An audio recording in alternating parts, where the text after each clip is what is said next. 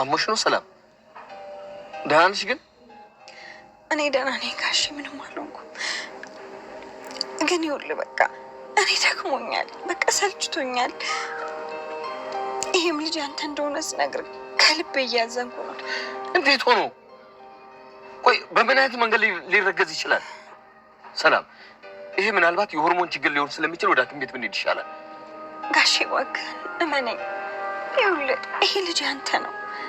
አይ የምትል ከሆነ ደግሞ ሲወለድ ወስደህ ማስመርመር ትችላለህ። ሰላም፣ ልጅ እንዴት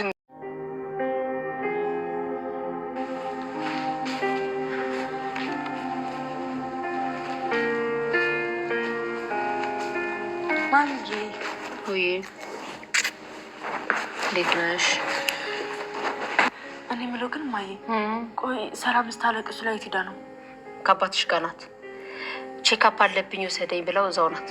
እሺ ግን ማዬ፣ ቆይ መቼ ነው አክስቷ ጋር የምትሄደው?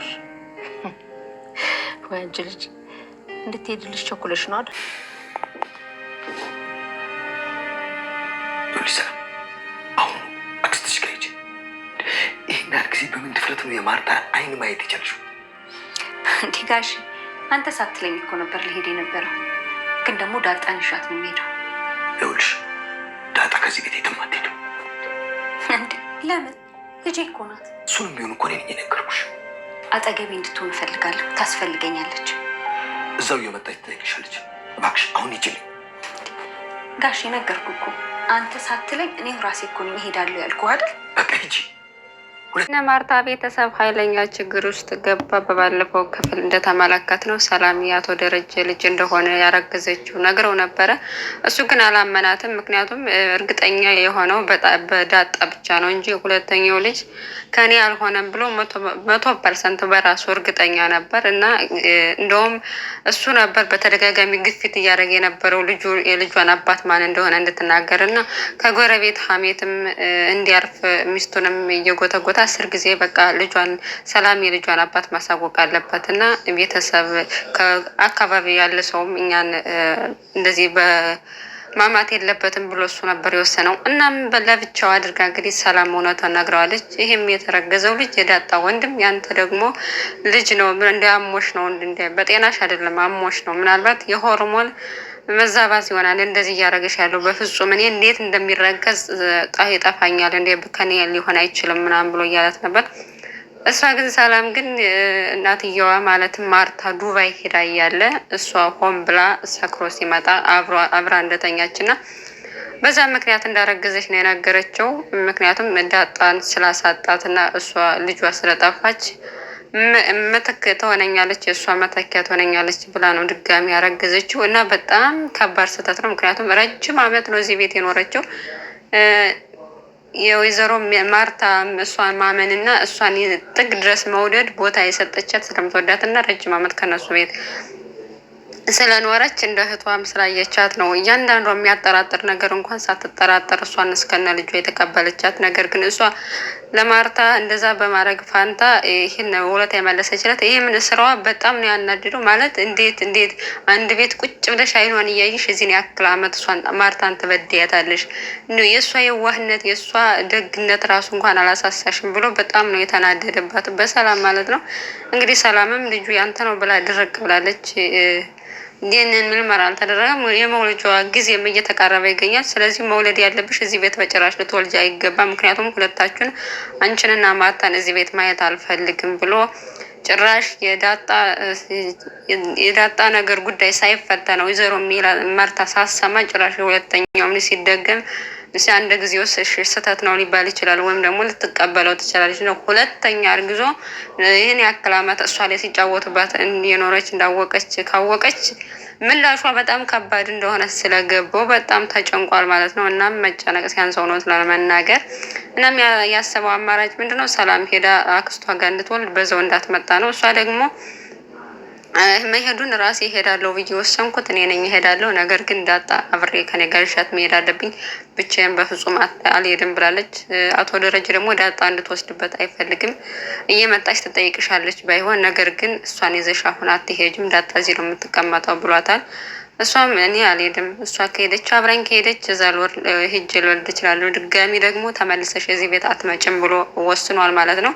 እናም ተናዶ ቤት ብሎ እያለ በቃ በድንጋጤ የሚያደርገውን ነው ያሳጠው። በቃ ምን እያደረገ እንደሆነ ምን እያሰበ እንደሆነ ራሱ አያውቅም። በጣም ነው የተጨናነቀው።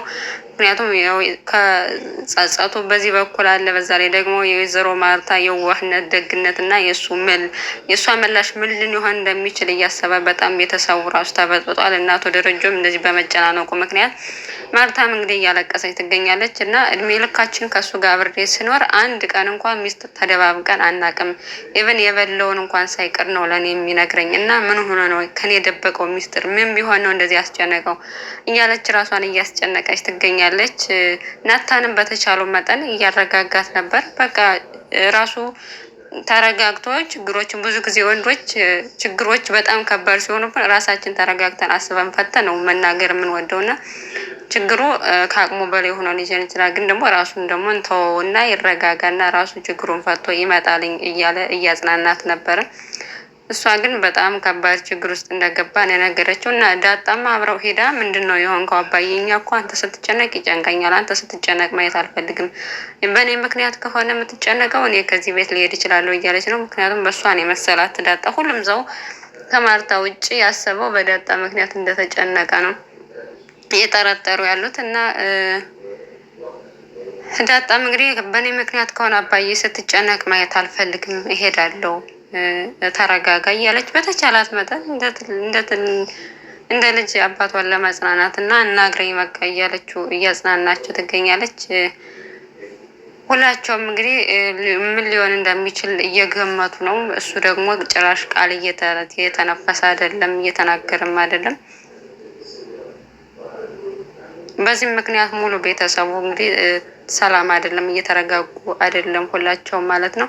በዚህ መካከል አቢጌል እንግዲህ የራሷን ስራ ለመስራት ማለት ለምንድን ነው ሰላምን ጥሏት የመጣ የሆነ የደበቀው ነገር አለ እያለች እየተጠራጠረች ነው። ጭራሽ አሁንማ ጥርጥሩ ሁላ ወደ እውነት እየሄደ ነው። እና ምናልባት ሰላም እዛ ከሄደች በኋላ ትንሽ ይረጋጋል ብለን ተስፋ እናደርጋለን። እና ንገረኝ፣ ከኔ እኮ ደብቀኝ አታውቅም፣ ችግራችን አብረን እንካፈልና ንገረኝ በቃ ቤተሰቡ አንተ እኮ የቤታችን አባወራ የቤታችን ራስ ነህ። አንተ ሰላም ስታጣ አንተ ሰላም ሳትሆን ሁላችንም እንጨነቃለን። እንኳን እናንተ ቀርቶ ውሃ እንኳን እያለቀሰች ነበረ።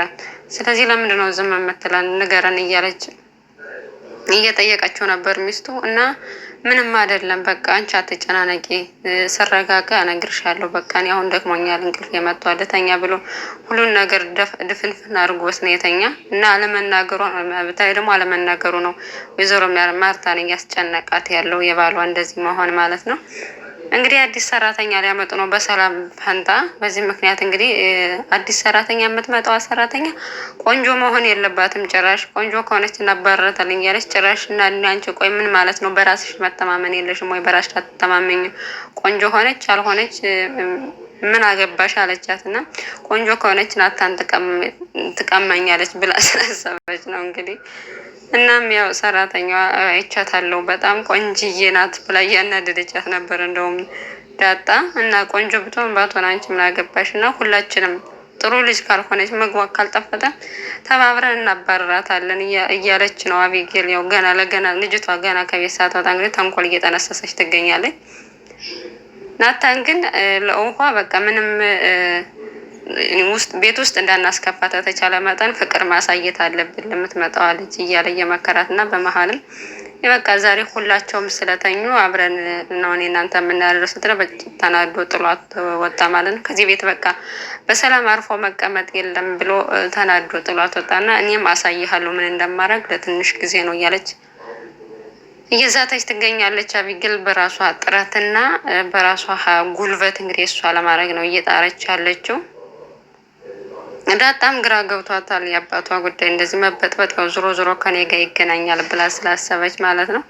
እና አቶ ደረጀ እንግዲህ በዚህ ሁኔታ አንድ ቀን በሰራ ስህተት ከዛ ደግሞ የሰላምም ተጨምሮ ቤቱ ከስንት ዓመት የገነባው ይሄን የመሰለ ትዳር ሊያጣ እንደሆነ ሲያስብ ጭራሽ በህልሙም በእውንም እየቃዠ በጣም መጥፎ ስሜት ውስጥ ይገኛል። እንግዲህ ይረጋጋል ብለን እና እውነቱን ስትቀበል ደግሞ ትረዳዋለች ብለን እናስባለን ወይዘሮ ማርታ። በእርግጥ ከባድ ነው። አንድ ጊዜ ተሳስቶ ሊሆን ይችላል፣ ግን ሁለት ጊዜ ስህተት የለም መቼም አይደለም። ይህን የሚያክል ትልቅ ስህተት እና የእሷን ምላሽ ሁላችንም እየጠበቅን ነው። ማለት ምን ልትል ትችላለች? እውነት ስታላይ የዚህን ያክል ረጅም ዓመት ከረጅም ዓመቱ አልፎ ደግሞ ሁለት ጊዜ ሲሳሳት ያለውን እንትን ለመቀበል በጣም ነው የሚከብዳት። አብረን የምናየው የሆነ ውድ ቤተሰቦቻችን በያላችሁበት ሰላማችሁ ይብዛ። ሰናይ ጊዜ ተመኘንላችሁ።